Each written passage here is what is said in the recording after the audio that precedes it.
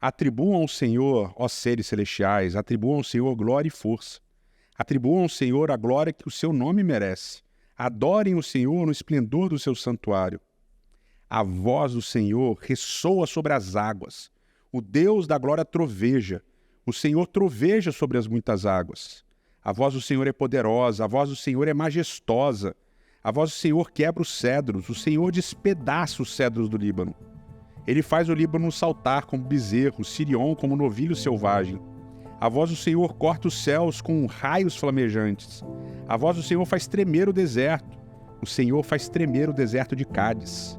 A voz do Senhor retorce os carvalhos e despe as florestas. E no seu templo todos clamam glória.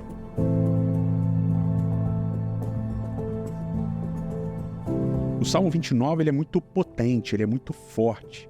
E depois desse convite à adoração de Deus, ele passa a exaltar a voz de Deus.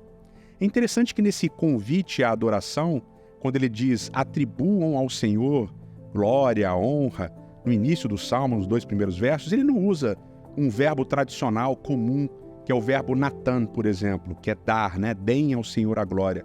Ele usa o verbo yahav, que é um verbo raro, um verbo pouco utilizado e antigo.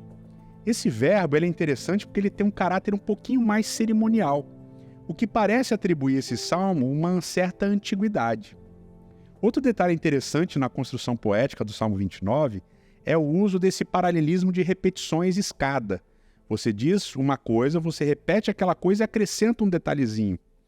Isso é marca característica de poemas antigos, como por exemplo o Juízes capítulo 5.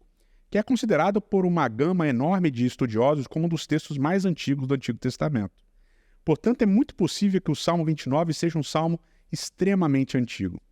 Agora, ao falar da voz de Deus, o salmista ele coloca a voz de Deus poderosa como trovões, como águas, fala que a voz do Senhor faz tremer os desertos, as montanhas, tem uma série de elementos da natureza que o salmista cita para falar da voz de Deus, para falar da voz de Deus.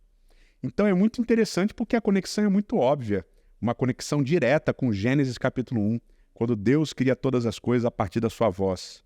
E uma conexão direta também com Êxodo capítulo 19 e capítulo 20, quando Deus fala com o povo do alto do Monte Sinai e a voz dele é tão poderosa que as pessoas tremem e temem. Basicamente, na exaltação da voz de Deus, o salmista nos lembra quão poderoso é o Senhor nosso Deus.